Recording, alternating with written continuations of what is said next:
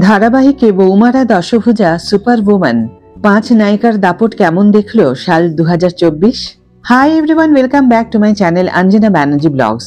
বন্ধুরা, তোমাদের সকলকে আমার এই ছোট্ট ইউটিউব চ্যানেলে স্বাগত জানাই। আমার সকল প্রিয় বন্ধুদের নতুন বছরের অনেক অনেক শুভেচ্ছা ও ভালোবাসা জানিয়ে শুরু করছি আজকের ভিডিও। বাংলা টেলিভিশনে ধারাবাহিকের সংখ্যা কম নয় চরিত্র। যদিও দর্শক হৃদয়ে দাগ কেটে যায় মাত্র কয়েকটি। 2024 সালে জনপ্রিয়তার নিরিখে ধারাবাহিকের 5 নারী চরিত্রকে বেছে নেওয়া হলো। প্রতি বছর নতুন নতুন ধারাবাহিক শুরু হয়, কোনোটি শেষ হয়ে যায় জনপ্রিয়তার অভাবে, কোনোটি চলতে থাকে বছরের পর বছর। কিন্তু সব ধারাবাহিকের মিল একটি জায়গায়, সাধারণ মেয়ের কাহিনী। যা বলা ভালো, সাধারণ মেয়ের অসাধারণ হয়ে ওঠার গল্প। তাই টিভির পর্দায় নায়িকারাই সর্বসর্বা। সেই সব নায়িকারা 10 হাতে সামলান 10 দিক। তাদের ভুল হলেও তার খেসারত দিয়ে সব ঠিক করে দিতে হয় নিজেদেরই। আর দিনের পর দিন সেই টানাপোড়েনে কবে যেন তারা হয়ে ওঠে ঘরের মেয়ে। 2024 সালে জনপ্রিয়তার নিরিখে ধারাবাহিকের 5 নারী চরিত্রকে বেছে নেওয়া হলো। গোবরডাঙ্গার গোবর দেবী, ভালো নাম কথাকলি, ভালোবাসে ভেষজ চর্চা করতে, নিত্য যত্ন করে করমচা গাছের, এমনই নায়িকা ধারাবাহিক কথার। ভালো মানুষ কথার সঙ্গে জুড়ে গিয়েছে এভি নামক এক অত্যাধুনিক অহংকারী মানুষের জীবন। পেশায় এভি শেফ, কিন্তু কথা তাকে ডাকে পাচক মশাই বলে। এমনই সাবেকি মনোভাব কথার। একই কলেজে পড়তো দুজনে, আবার এভির পারিবারিক ব্যবসার সঙ্গে জড়িয়েছিলেন বাপমা মরা কথার মামা।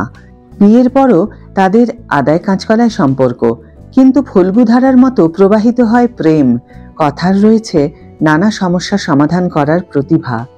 কথার চরিত্রে অভিনয় করেছেন সুস্মিতা দে।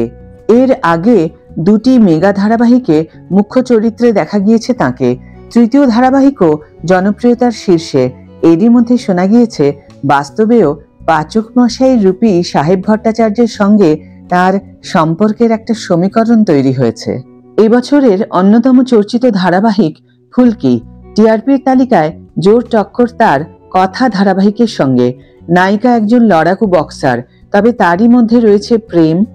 ফুলকি দাস তার স্যারের জন্য নিজের জান দিতেও প্রস্তুত। আসলে স্যারের স্বপ্নই পূরণ করছে ফুলকি। সম্প্রতি পাকিস্তানের বিরুদ্ধে ম্যাচে পদক নিয়ে ফিরেছে স্যার। অবশ্য তার স্বামীও ছাত্রী থেকে স্ত্রী হয়েছে। ফুলকি শ্বশুরবাড়ির চোখের মণি। মূল ধারায় ধারাবাহিকগুলোর মতো শ্বশুরবাড়ির শয়তানি নেই এখানে। ফুলকির চরিত্রে রয়েছেন দিব্যানী মণ্ডল। এটি তার প্রথম ধারাবাহিক, আর প্রথম ধারাবাহিকেই বাজিমাত করেছেন দিব্যানী। গীতা কলোনির মেয়ে, পরিবারের অশান্তি নিত্যসঙ্গী। এমনিতে সাদামাটা মেয়ে গীতা, অন্যায় দেখলেই হাত চলে তার, আর আদালতে মুখ। এই মেয়ের অবশ্য ঘরকন্যা সামাল দেওয়ার সময় নেই। সর্বক্ষণেই সে অপরাধীদের পিছনে ছুটছে অথবা আদালত মামলা লড়ছে। গীতার এই সফরে তাকে যোগ্য সঙ্গত করছে স্বামী স্বস্তিক, যাকে গীতা ডাকে স্বস্তিক বাবু নামে। গীতার শ্বশুরমশাইও দুঁদে আইনজীবী। আদালত ও শ্বশুর বৌমার সংঘাত দেখেছে দর্শক, কিন্তু বাড়িতে তাদের সম্পর্কের ছেঁটে ফোটা প্রভাব পড়ে না। আর গীতার এই ডাকাবুকো স্বভাবের জন্যই যে এত টিআরপিতে বারবার প্রথম স্থান দখল করে নিয়েছে গীতা এলএলবি।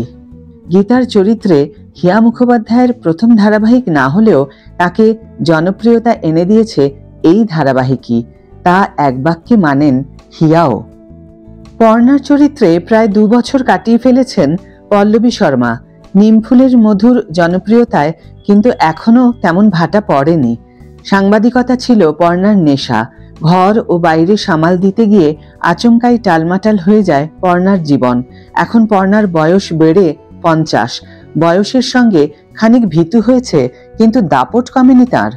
আর 5টা সাধারণ মেয়ের মতোই ছিল শ্যামলী, কিন্তু কপালের ফেরে বিয়ে হয়ে আসে সে জোড়া বাড়িতে। সেখানে ঢোকার পর পথ যে খুব মসৃণ ছিল তেমন নয়। অনেক পরীক্ষা দিয়ে শ্বশুরবাড়ির মন জয় করেছে সে।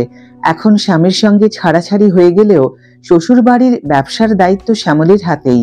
পুত্রবধূ থেকে বাড়ির মেয়ে হয়ে ওঠার এই গল্প দেখা গিয়েছে কোনো গোপনে মন ভেসেছে ধারাবাহিকে। আর দৃঢ়চেতা শ্যামলীর ভূমিকায় শ্বেতা ভট্টাচার্য মন জয় করে নিয়েছে দর্শকেরও। তার প্রভাব দেখা গিয়েছে টিআরপিতে। আজকের ভিডিও এখানেই শেষ করছি বন্ধুরা। তোমরা যারা সিরিয়াল প্রেমী তাদের চোখে সবচেয়ে বেশি পছন্দের কোন নায়িকা অবশ্যই কমেন্ট বক্সে জানাবে। ভিডিও ভালো লেগে থাকলে অবশ্যই একটা ছোট্ট করে লাইক দিও, শেয়ার করো বন্ধুদের সাথে। যারা এখন আমার চ্যানেলটিকে সাবস্ক্রাইব করোনি তারা অবশ্যই চ্যানেলটিকে সাবস্ক্রাইব করে আমার পাশে থেকো। আর যারা অলরেডি সাবস্ক্রাইব করে দিয়েছো তাদের জন্য আমার অনেক অনেক অনেক ভালোবাসা এবং অনেক ধন্যবাদ। আজ তাহলে বিদায় বন্ধু। নতুন বছরের জন্য আমার সকল প্রিয় বন্ধুদের প্রতি রইল আমার নতুন বছরের অনেক অনেক শুভেচ্ছা ও ভালোবাসা।